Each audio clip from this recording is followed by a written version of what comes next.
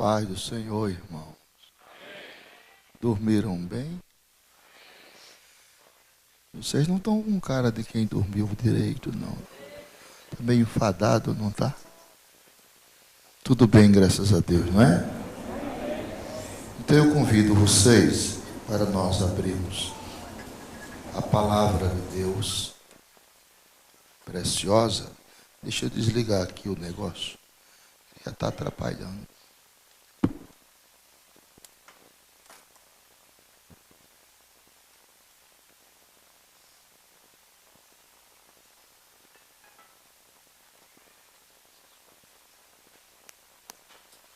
Está desligado. Livro de Atos dos Apóstolos, capítulo de número 20, versículos 17 em diante. Livro de Atos, capítulo 20, verso 17 em diante.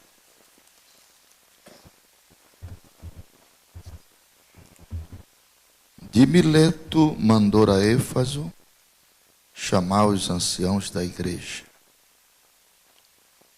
E logo que chegaram junto dele, disse-lhes: varões, bem sabeis, desde o primeiro dia em que entrei na Ásia,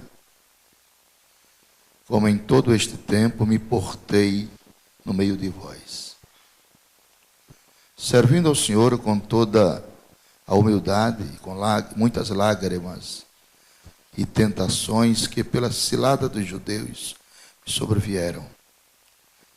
Como nada que útil seja, deixei de vos anunciar e ensinar publicamente e pelas casas, testificando tanto aos judeus como aos gregos a conversão a Deus e a fé em nosso Senhor Jesus Cristo. E agora eis que, ligado eu pelo Espírito, vou para Jerusalém, não sabendo o que lá me há de acontecer, senão que o Espírito Santo, de cidade em cidade, me revela, dizendo que me esperam prisões e tribulações. Mas em nada tenho a minha vida por preciosa, contanto que cumpra com alegria a minha carreira e o ministério que recebi do Senhor Jesus, para dar testemunho do Evangelho da graça de Deus. E agora, na verdade, sei que todos vós, por quem passei pregando o reino de Deus, não vereis mais o meu rosto. Portanto, no dia de hoje, vos protesto que estou limpo do sangue de todos, porque nunca deixei de vos anunciar todo o conselho de Deus. Amém. Podeis assentar e vamos ver o que é que Deus vai falar para nós.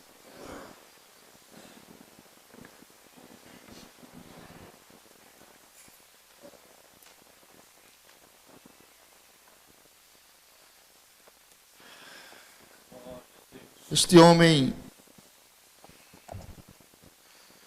tornou-se para a igreja um paradigma.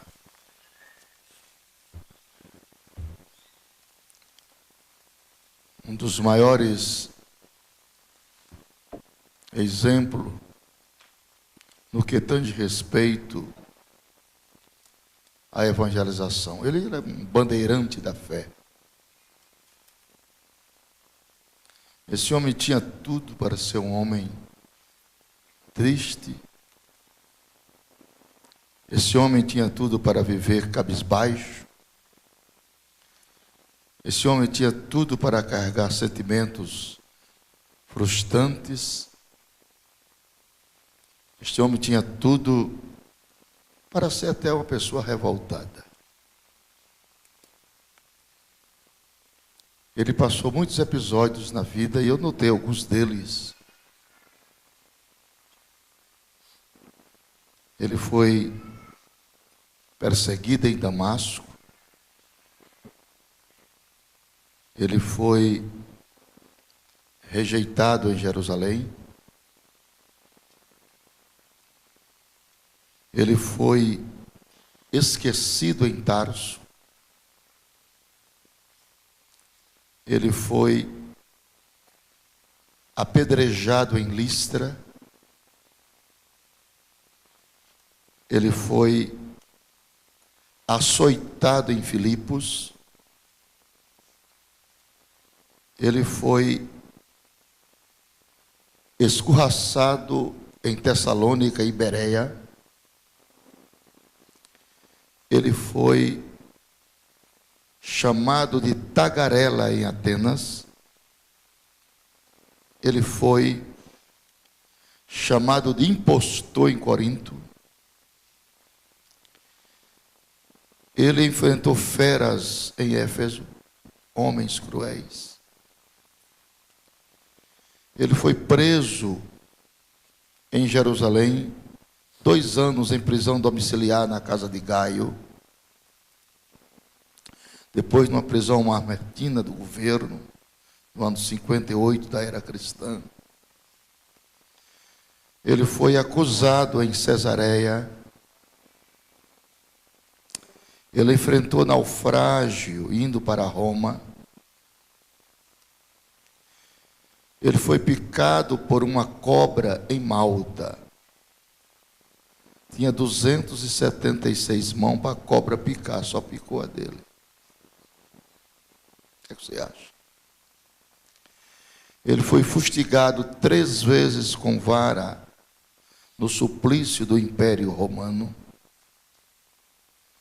Ele foi castigado com uma quarentena de açoites, -1. Mas este homem termina o combate num lugar insalubre,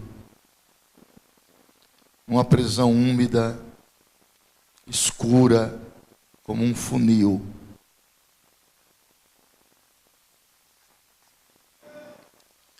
Ele é chamado pelo carcereiro porque a ordem tinha sido expedida por Nero para matá-lo. Ele é degolado numa prisão maometina. Vem a degola, a guilhotina. Mas antes era permitido que o réu fizesse uma declaração. Este homem, eu vejo ele levantando as mãos aos céus e dizendo: combati o bom combate. Aleluia! Aleluia! Acabei a carreira e guardei a fé. Desde agora resta-me a coroa da justiça. Aleluia! Ao qual o justo juiz me dará naquele dia. Aí ele vai mais além. E não somente a mim, mas a todos aqueles que amarem a sua vinda.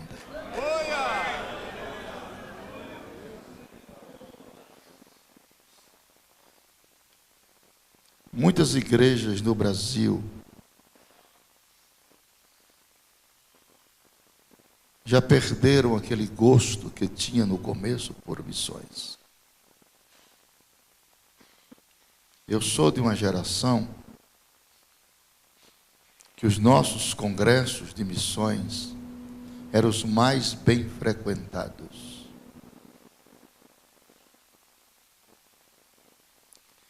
As nossas manhãs missionárias era pipada de gente.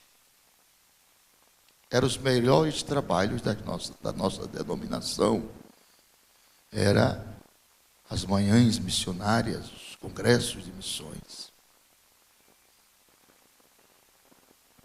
Mas, como nos diz a palavra, e por muito se multiplicar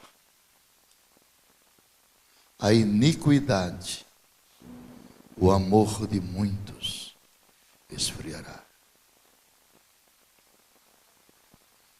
Senhores, nós estamos vivendo no apagar das luzes desta penúltima dispensação.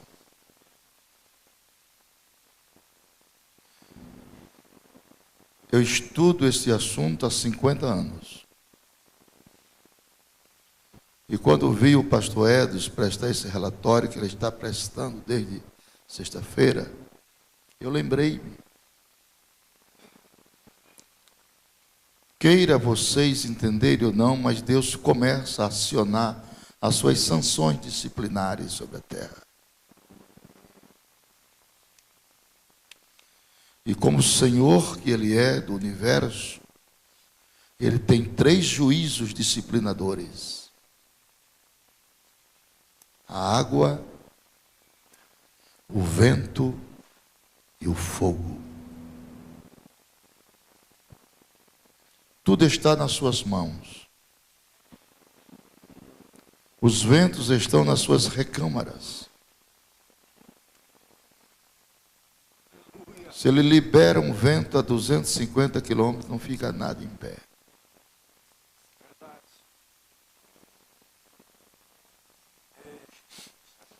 Sodoma e Gomorra é inocente diante do quadro que nós estamos vendo.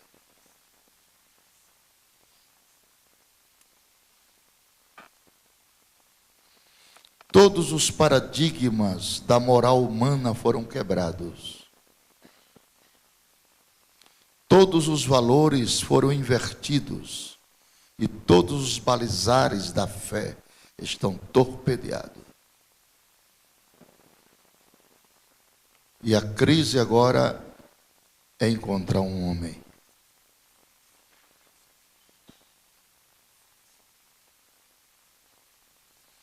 Encontraram Demóstenes, um sábio da Grécia, ao meio-dia, com aquele holofote de avião, feito um doido, cabeludão, holofote aceso, com a temperatura de 46 a 50 graus na Grécia, que é um país muito quente. E perguntaram para ele: o que você está procurando com essa lanterna ao meio-dia? Ele disse: um homem sério, decente, verdadeiro, humilde, fiel, abnegado. Aleluia! Nós estamos vivendo a crise de Elias. Jesus falou de 3 inesquecíveis dias. Quais foram? Jesus falou. O próprio Jesus falou. 3 inesquecíveis dias. Os dias de Noé, os dias de Ló e os dias de Elias. Dias de apostasias, de endurecimento do coração. A última instância moral da sociedade é a igreja. A igreja está sendo ferida de morte. Em muitos lugares não há mais vida espiritual. Uma crise tão grande de homens e mulheres espirituais, sensíveis. Eu vou usar uma hipérbole, que é uma linguagem de exagero aqui. Era como se não houvesse mais remanescente. Desculpem. Essa palavra parece uma agressão. Elias disse: destruíram todos os teus altares. Mataram todos os teus profetas. Só sobrou eu. E ainda me perseguem para matar. E Deus do outro lado falou: calma, Elias. Eu ainda tenho uma reserva.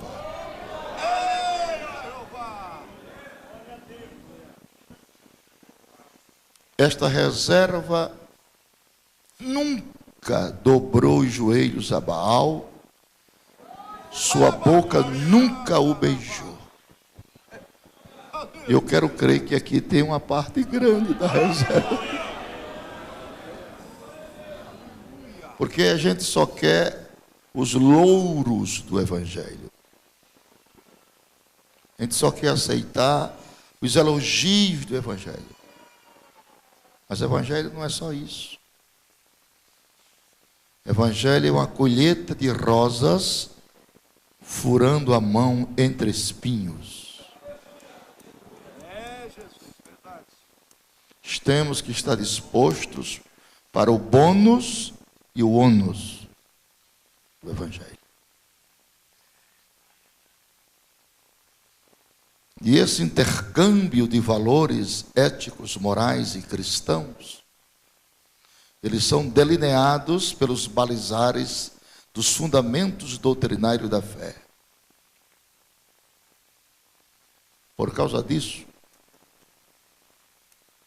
São Paulo, quando escreve a sua epístola aos crentes da Galácia, em uma das expressões paulinas, ele diz assim: por causa disto, outra vez, eu sinto dores de parto, até que Cristo seja formado em vós. As mulheres sabem o que é isso. Nós não sabemos o que é isso, não. Mas as mulheres sabem. E essa palavra dores de parto, São Paulo disseca ela 14 vezes.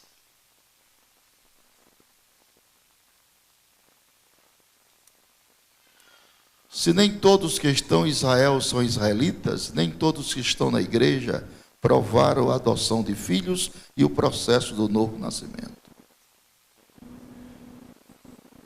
Porque Cristo ainda não foi gerado. Porque quando Cristo é gerado, o que acompanha essa geração de Cristo no interior dos homens é os frutos que este homem produz.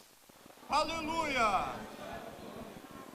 Quer dizer, a minha conduta falará mais alto do que as minhas palavras. É, Jeová, verdade. Aleluia! Eu não sei se eu falei uma grande besteira que vocês não deram glória a Deus.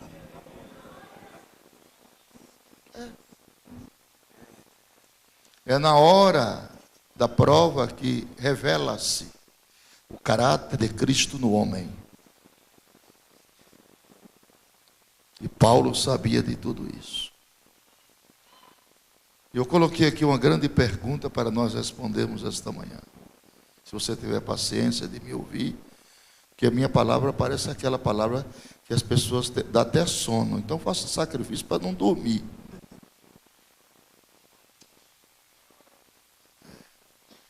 Por que fazer missões é uma tarefa tão urgente?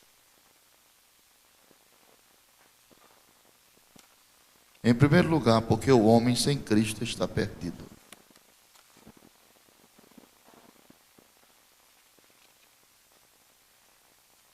Nós estamos eminentemente vivendo os últimos momentos aqui. E a obra de Deus tem uma carência de uma urgência muito célere. Resta-nos pouquíssimo tempo. O ano passado eu estava pregando numa conferência em Londres, 12 noites para líderes. Não era que eu tinha sido convidado, eu fui convidado porque o pastor Gesiel não pôde ir, aí me chamaram e eu fui no lugar do meu pastor Gesiel, que é o meu espelho.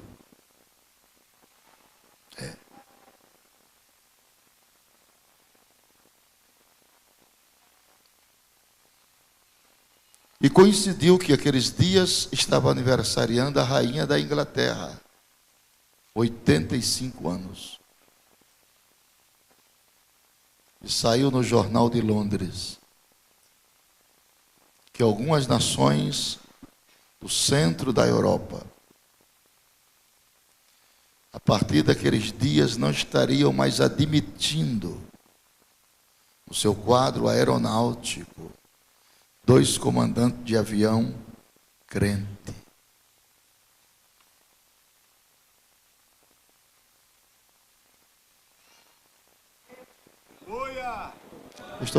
Eu não estou falando ao coração de vocês, não. Eu estou falando aos ouvidos.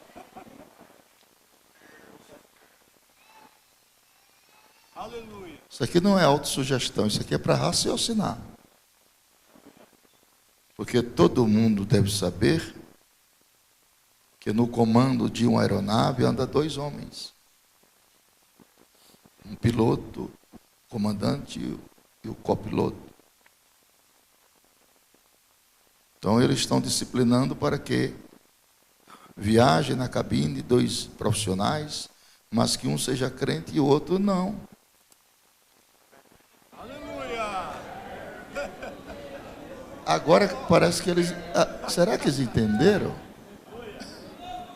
Aleluia também, digo eu. Que eles estão prevendo em caráter até instintivo, não é racional, porque eles não conhecem a Bíblia. Mas instintivamente eles estão percebendo de que algo repentino e inesperado está para acontecer, que é o arrebatamento da igreja. Quem aqui está esperando Jesus? É isso aí. E nas minhas contabilidades nostálgicas,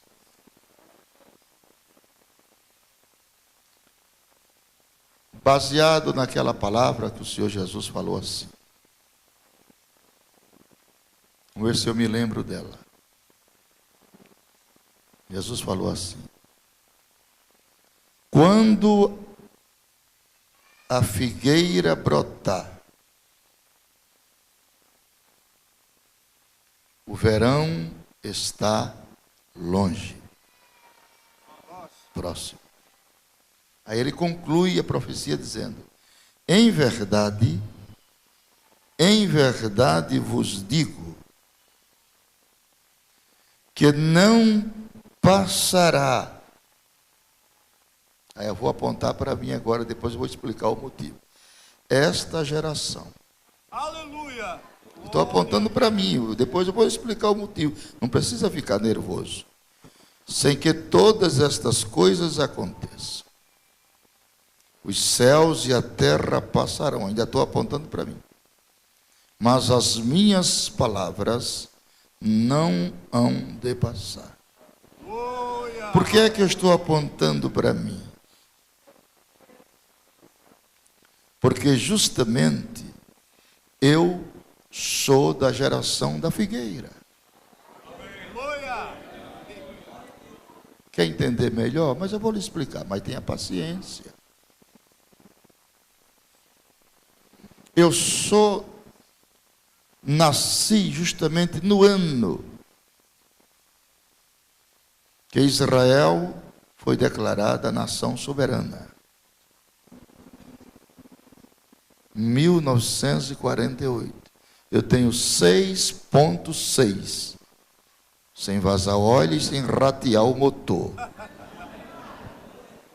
Porque tem muita gente rateando aí com 50. Eu glorifico a Deus pela saúde que Jesus tem me dado.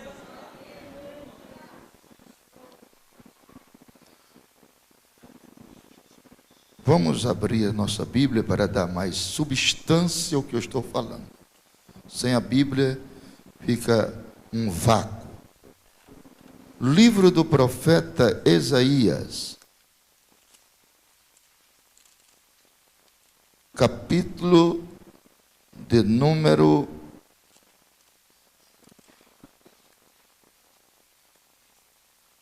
66, é o último capítulo, e o versículo de número 8. Pastor Obadias, o senhor que é um jovem, tem uma voz linda, leia em voz altissonante para nós esse texto. Olha, ele vai fazer a leitura, preste atenção. Quem jamais ouviu tal coisa? Coisas semelhantes poder-se-iam fazer nascer uma terra em um só dia, nasceria uma nação de uma só vez, mas Sião esteve de parto e já deu à luz a seus filhos. Entendeu? 14 de maio de 1948, esta profecia se cumpriu.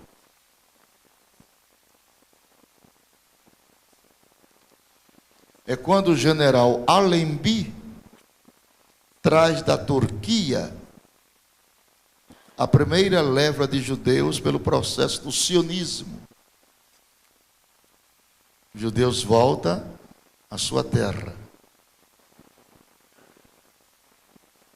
recebendo a soberania do seu Estado de direito. Onde é que está escrito isso? Vamos lá de novo. Agora é Isaías 60. E o versículo de número 8 também. Pode ler, pastor Obadias? Vamos lá. Quem são estes que vêm voando como nuvens e como pombas às suas janelas? Opa!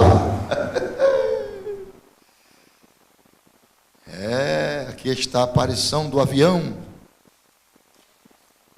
Diga glória.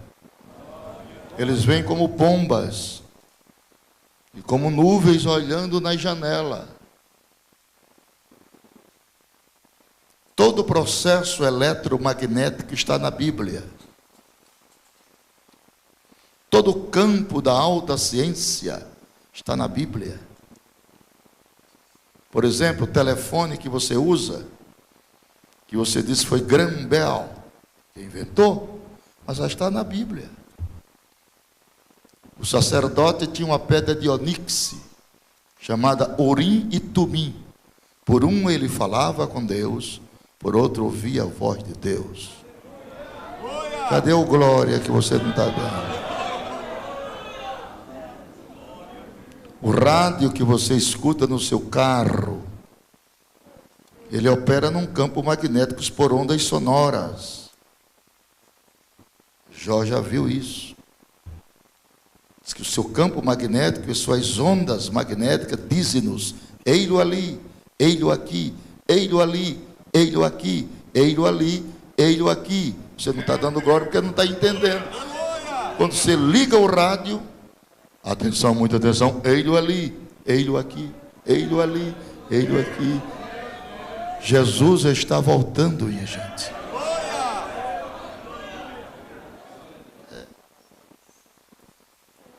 Levantai os vossos olhos para cima. Ainda canta da harpa. Medo do Senhor Jesus. A figueira mostra que se aproxima. O verão broto já broto. Levantai, levantai vossos olhos para o céu, onde Jesus virá. Levantai, levantai, a redenção breve se fará.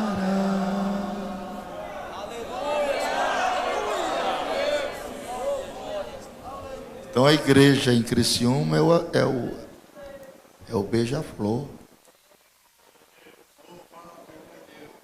Não vai conseguir apagar o incêndio, mas está procurando fazer a sua parte. Se cada um fizer a sua parte, é uma bênção. Deus não é somente Deus que vai com os que vão. Deus também é Deus que fica com os que ficam. Porque se todo o corpo fosse cabeça, onde estariam os olhos? Então Deus deu um para missionário, e deu outros para sustentar a corda. Ele vai descendo, mas está seguro aqui, vai lá. É o provedor, é o que derrama suor e reparte uma parte para as missões. E Deus lá de cima está vendo você fazer isso. Aleluia. Você tem parte nesta colheita. Glória a Deus. Toda vez que você tira uma oferta para as missões, toda vez que você contribui para as missões, toda vez que você apoia o seu pastor no trabalho de missões, você está recebendo de Deus uma recompensa. Ou não é assim?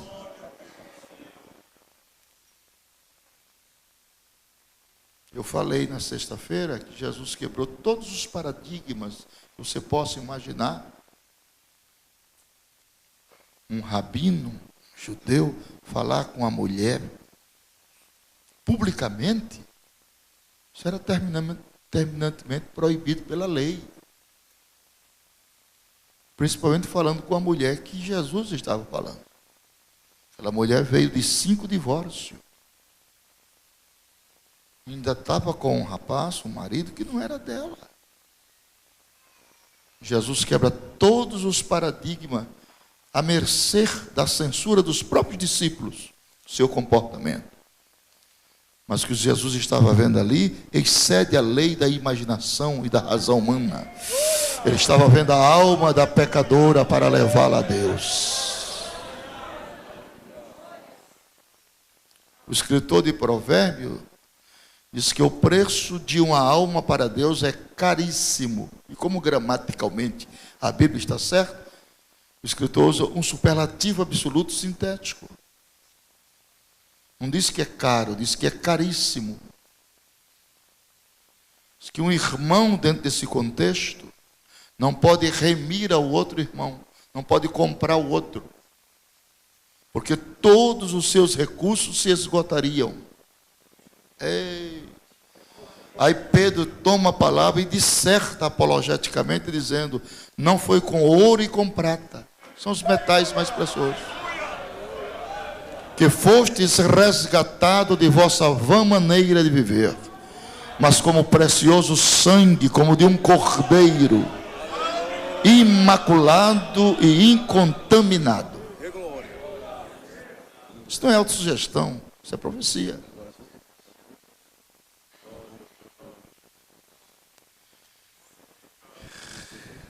Em segundo lugar,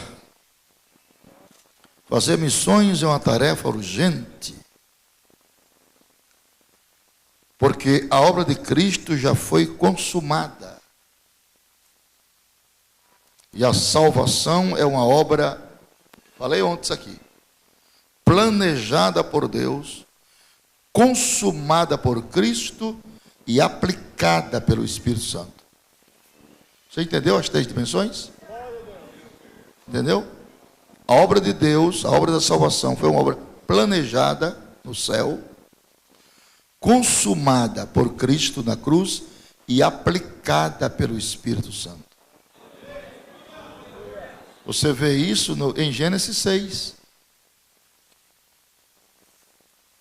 Quando Noé solta aquela primeira pombinha, você lembra? Ela vai, né? E volta. E Noé pegou ela e recolheu e colocou dentro da arca. Foi a primeira viagem. Com 7 dias ele soltou a mesma pombinha. Ele soltou, ela foi, e aí agora não voltou vazia. Trouxe um raminho de oliveira no seu biquinho. Com mais 7 dias ele solta a mesma pombinha. E ela foi e não voltou mais. Ficou aqui. Ministério do Espírito Santo. Ministério do Pai, Ministério do Filho e o Ministério do Espírito Santo. É Ele quem convence.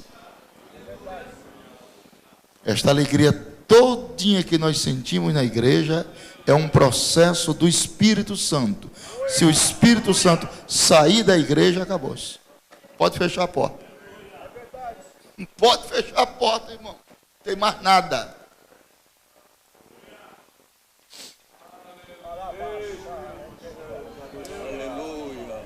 Aleluia. Faça um esforço para que o Espírito Santo não saia de você. Faz alguma coisa, irmão. Dá um glória, dá um aleluia. Alguma coisa que traga, que inspire a presença de Deus na sua vida.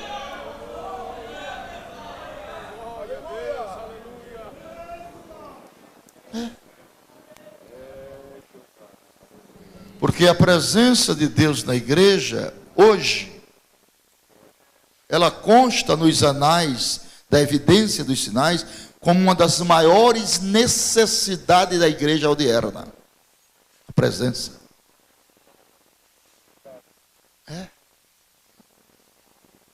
Eu vou mais além. Agora eu vou entrar seguro aqui.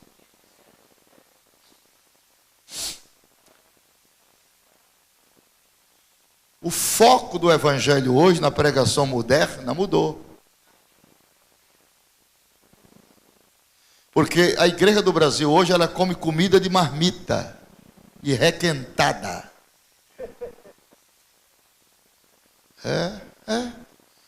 Tudo que os Estados Unidos falam lá, o povo copia e joga aqui na igreja, envenena a igreja.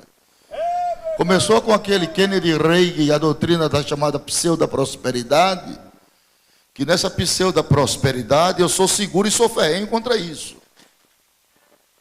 As pessoas querem a dádiva, mas não querem o doador. Quer a salvação, mas não quer o salvador.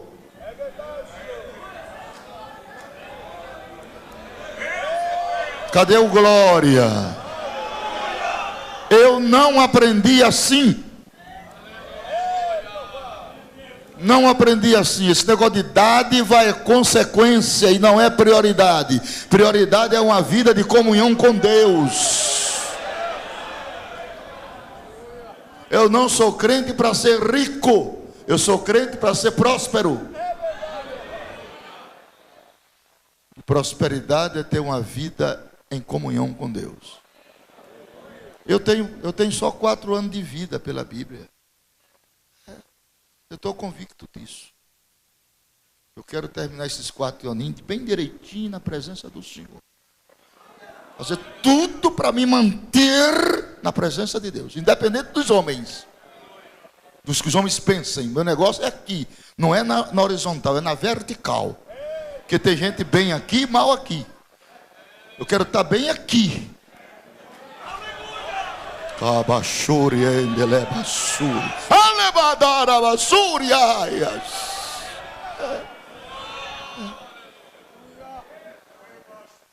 Você vê a história dos 3 reis de Israel? Você lembra? Como começou Saul? Como terminou Saul? Como começou Salomão? Como terminou Salomão? Como começou Davi? Como terminou Davi?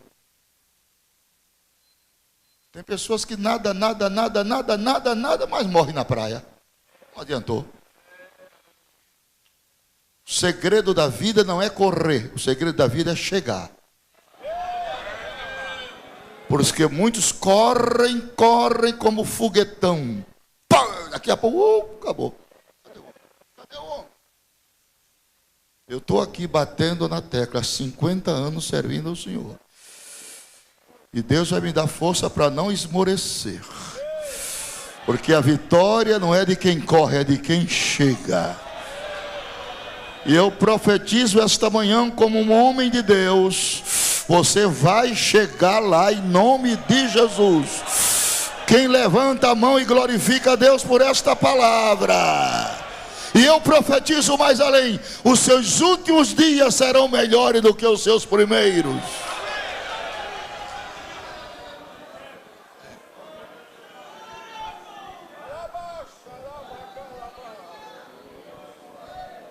A vida do homem é 70 anos. Se eu tenho 66, falta 4, aí fecha a cota.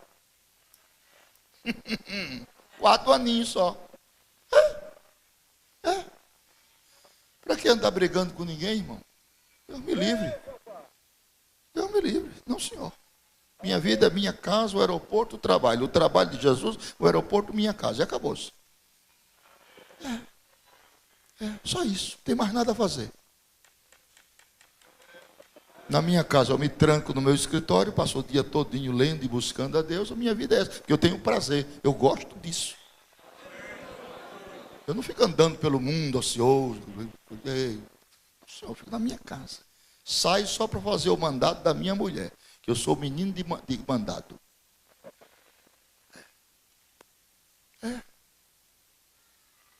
Então, muitos pela sua saúde, que a Bíblia chama de robustez, chegou a 80. E o que passar disso é ai, ui. Ui, ai. Diga que eu estou mentindo. E haja comprimido para dor e para nervo e para não sei o que mais. É a bolsa cheia de comprimido. Eu aqui estou falando com você, mas estou com uma dorzinha aqui no cóccix. Já estou pensando no Tocilax. É a vida, irmão. Nós estamos morrendo lentamente.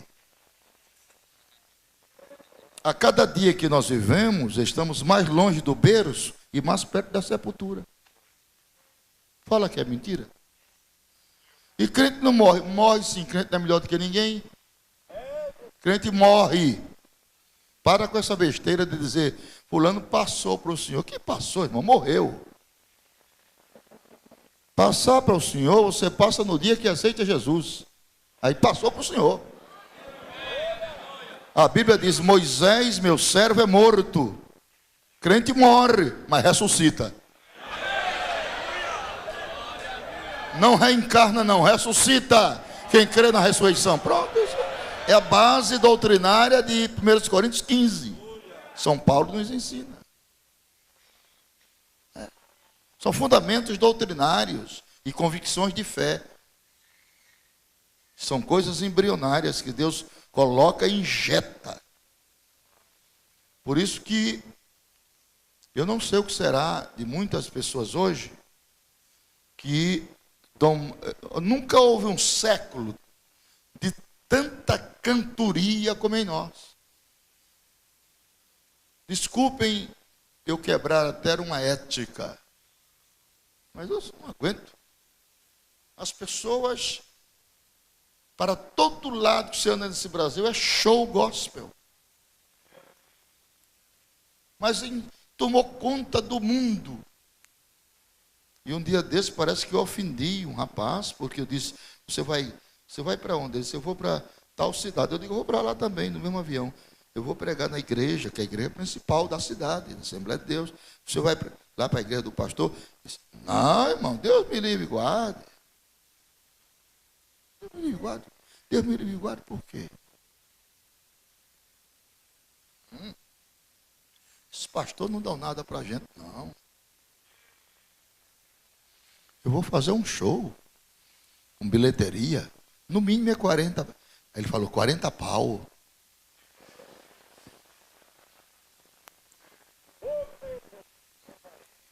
E a mocidade todinha das igrejas, deixa as igrejas vazias, vai tudo para lá.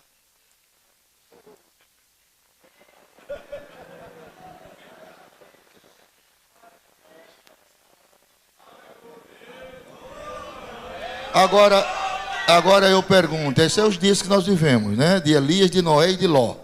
Eu pergunto, por que essa multidão é atraída pelo show? Vou lhe dizer agora. Quer ouvir ou deixa para outro dia? Porque o show não compromete. E essa palavra que eu estou falando compromete, primeiro a mim, segundo compromete o meu ouvinte. E nós estamos diante de uma geração que não quer compromisso. A coisa hoje tem que ser diet, light e denorex. Eu tenho que pregar o que você gosta e não o que você precisa. Então, mate os profetas e deixe os psicólogos no púlpito. E eu não sou psicólogo, eu sou o profeta que interpreta a palavra. Mas ainda tem um remanescente em Santa Catarina, se tem, me dá um sinal. Porque aqui sempre foi considerado um estado seguro na doutrina. E em princípios. Sempre foi. Sempre foi. Anda por aí afora que você vê que a banda voou. E ninguém é de ninguém. Ninguém sabe quem é quem. O linguajar desses obreiros jovens é uma vergonha. Primeiro, é muita chocarrice. Segundo, eles imitam as línguas estranhas que os outros falam. Segundo, diz que aí uma mulher vendeu, foi disco lá em Camboriú, no congresso, não sei se foi nesse passado ou no atrasado. Ela cantava assim: eu sou do reteté, eu sou. E o povo, isso aqui é bom. Irmão, isso é uma profanação. Isso é um sacrilégio. Profanar o sagrado. Isso é linguagem imbecil, isso é linguagem do inferno. A linguagem da Bíblia é outra. Eu não sou negócio de reteté. Eu sou de Jesus Cristo. Eu sou do Filho de Deus que me comprou com seu sangue. Eu nunca ouvi isso com os meus mestres.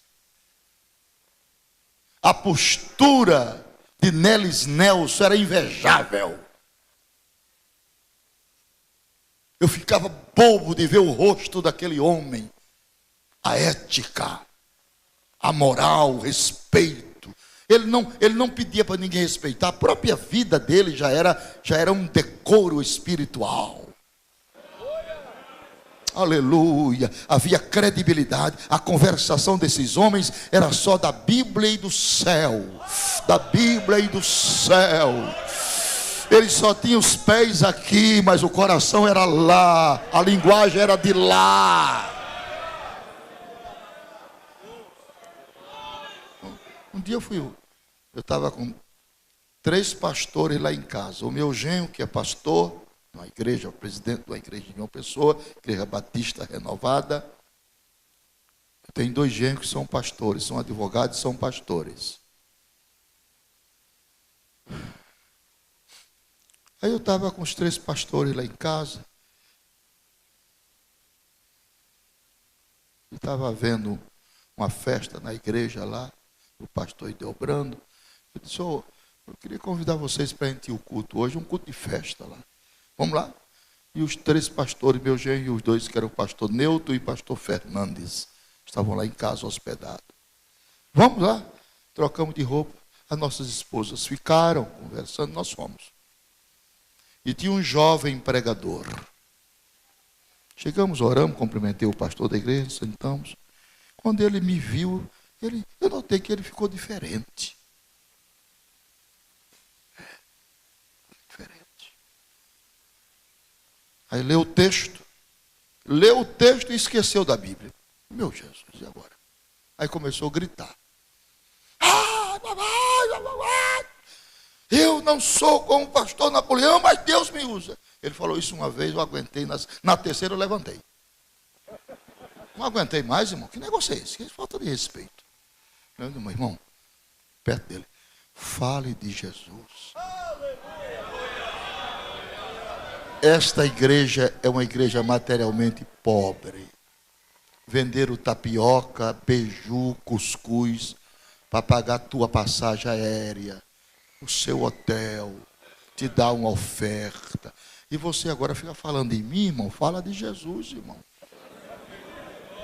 Aí pronto, aí ele perdeu a rédea de uma vez. Ficou muito nervoso. E agora Deus vai operar. A dor de cabeça, ele gritava tanto. Que esse homem vai morrer. O coração dele vai estourar aqui. Aí eu pedi licença ao pastor da igreja e me retirei com os pastores. Fui embora. Eu estava com muita dor de cabeça. Era grito demais. E engraçado que tinha um clube que acompanhava ele. É isso aí! Eu acho feio. Um gesto parece espiritismo. Avivamento não é isso, irmão. Avivamento é lágrima nos olhos. É confissão de pecado, é arrependimento. Um choro e uma lágrima vale mais do que um grito.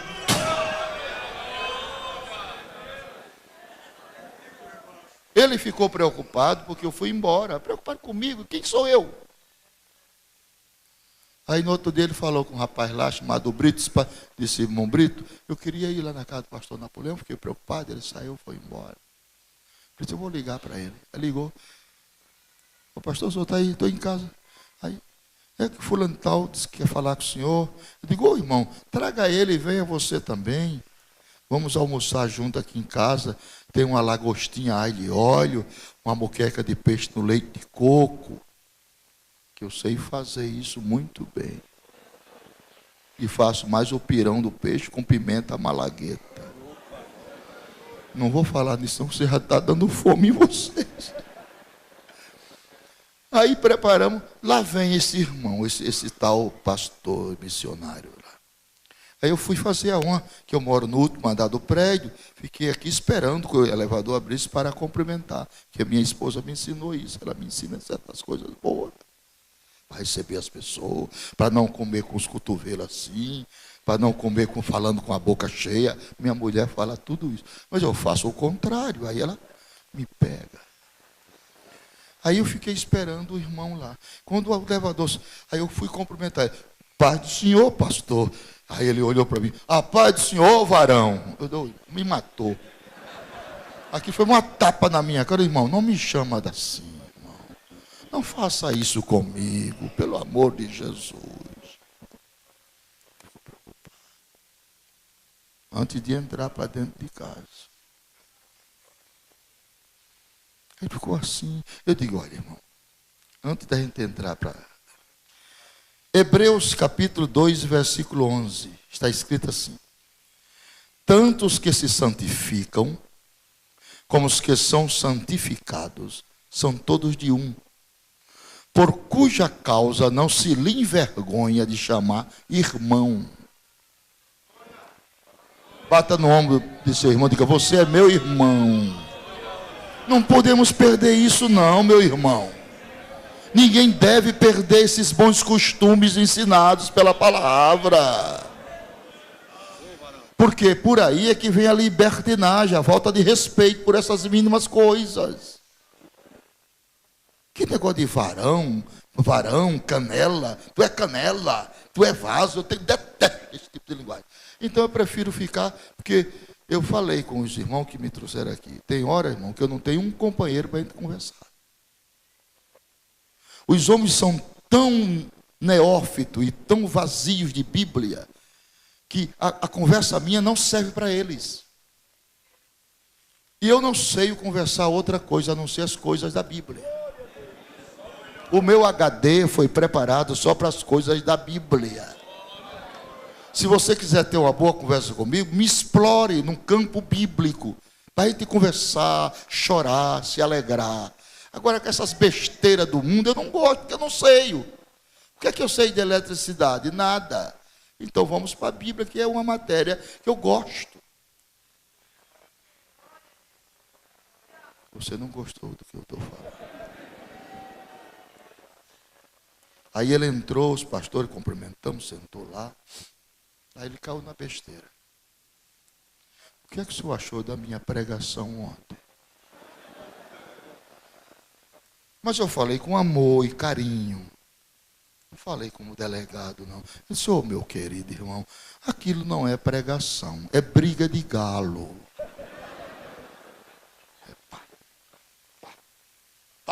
A pregação ela é metodizada, ela tem uma introdução, ela tem o dorso, ela tem a conclusão, e ela é nutrientes que edifica a noiva de Cristo e glorifica o nome de Deus. Você, meu filho, como um obreiro novo, precisa se identificar mais com a ferramenta que você trabalha. Lê mais a Bíblia, que ontem você leu o texto e esqueceu da Bíblia. Não falou nada. Ficou gritando. Você vai perder a sua voz. Cuidado para não estourar o seu pulmão, suas cordas vocais. Você vai se acabar, meu filho, antes de começar. Faz isso não. Eu prego há 50 anos, parece que eu comecei hoje, tem nada com minha voz.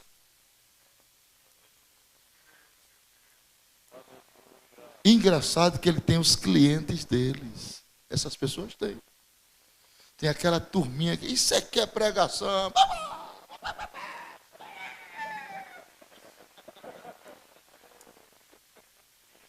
É uma geração que não conhece Deus nem a palavra.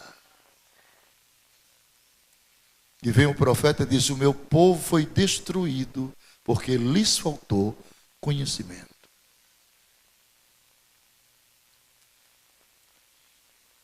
O que é que você acha? Nós vivemos diante de uma geração que um pastor de igreja deixa o evangelho e vira muçulmano. Qual é o conhecimento que esse homem tem de Deus?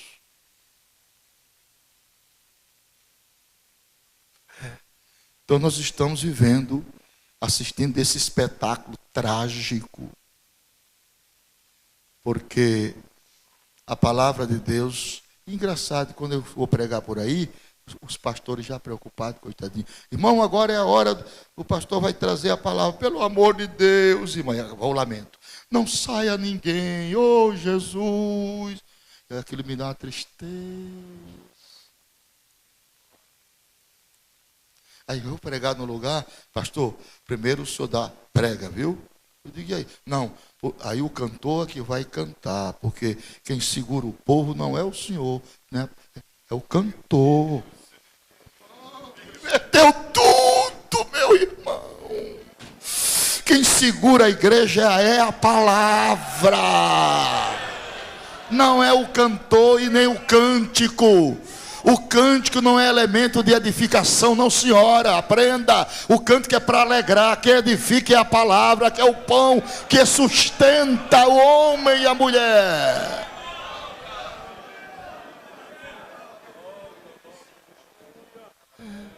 Cuidado para essa epidemia não chegar aqui.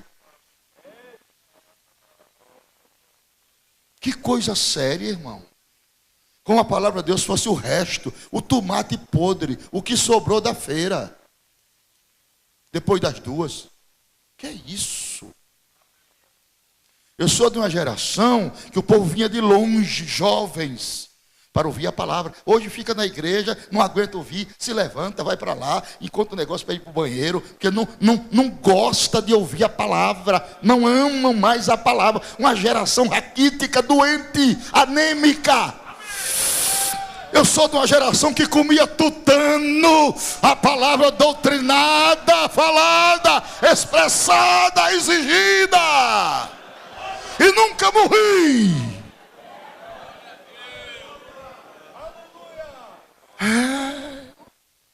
Quem foi que disse que princípio doutrinário mata crente? Que puxão de orelha pelo Espírito mata ninguém? O que é exortar? Exortar é despertar o ânimo sincero dos indivíduos, reativando os mesmos para propósitos específicos de Deus. Exortar é um grito na escuridão, dizendo: desperta, olha o perigo na sua frente, abre os olhos, Jesus está voltando. Isso é exortar.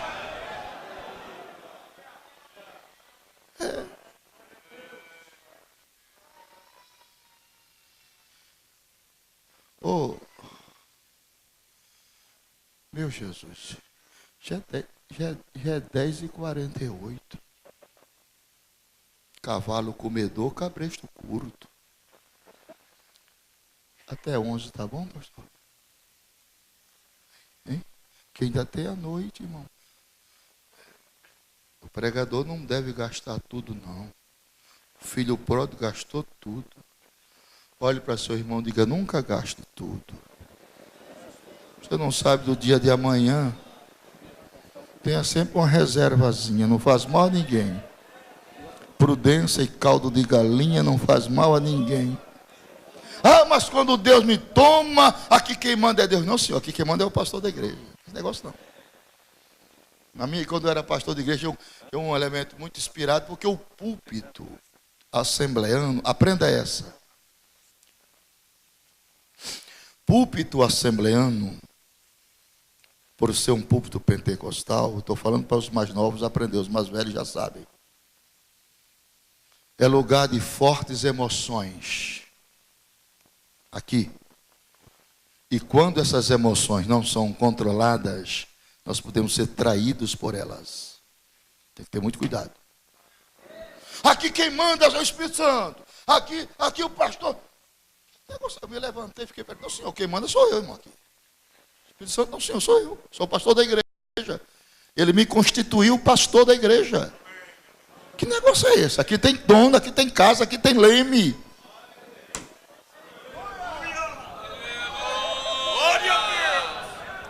Entendeu? Então, como é que fica a figura do pastor?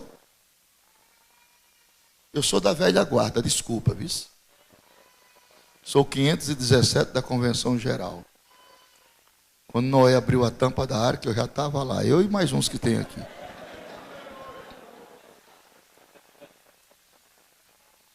Então, são essas coisas que a gente vai vendo no desenvolver.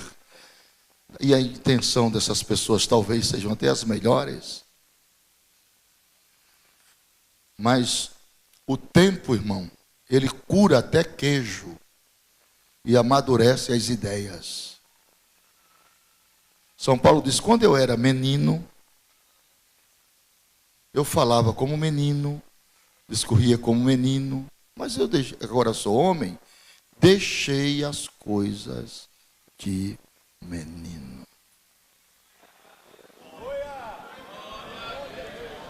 Aí vem Pedro, aí contradiz o que eu disse agora.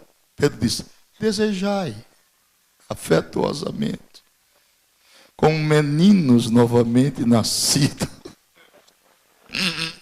o genuíno leite racional, não falsificando, para que por eles vá descrescendo. O que tem de leite falsificado é uma festa. Eu até aconselho a vocês não tomarem leite.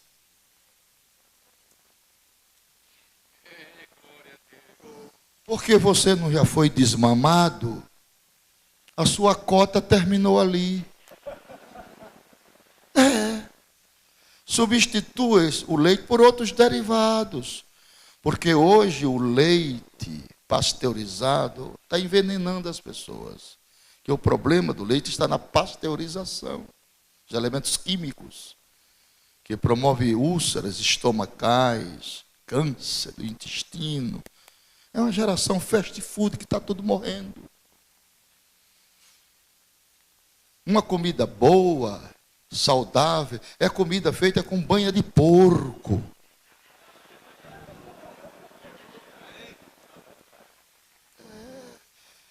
Eu matava meus porquinhos, quando eu tinha uma chácara em Goiânia, aquele escapado bem, matava, fritava a carne todinha, colocava em 2 latas de banha. O senhor já comeu assim? É por isso que está aí, forte. Vai longe. Irmão.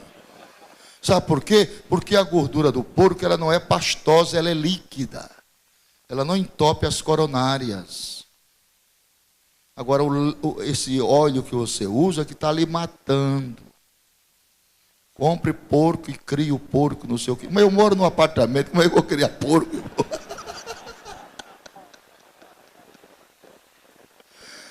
Você sabe que antigamente as pessoas viviam mais, né?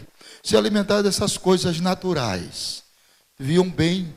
Não tinha tantas toxinas, essas coisas. Como é que é aquele negócio que eles dão na verdura?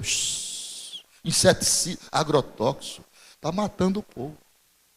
Está matando o povo. E essa geração nova é fast food. Gosta do McDonald's. Aquilo é um veneno, irmão. Eu fui criado com leite de jumenta preta e tutano de boi. Estou aqui, ó. O leite de jumenta preta para não dar puxado. Puxado, sabe o que é puxado? Aquele negócio de asma. Aí não tem nada disso.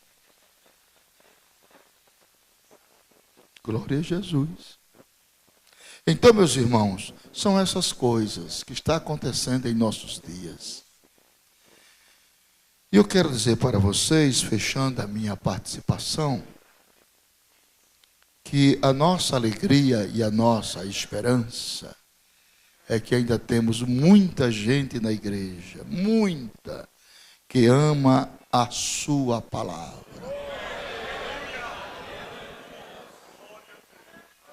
Gosta de ouvir uma boa palavra. Se deleita. Aqui tinha uns irmãos ontem, que eles ficavam assim, ó. Quase que eu dizia, fecha a boca, mas não fecha. Você conhece o chechel na bananeira? O chechelzinho fica lá no ninho, ele vai procurar alimento. Quando ele percebe que o chechel está chegando com o alimento, ele fica tudo com a boquinha aberta esperando. Assim era vocês ontem. E aqui também tem uns que ficam assim. Está se alimentando das coisas de Deus. Aleluia. Porque os dias são maus. Precisamos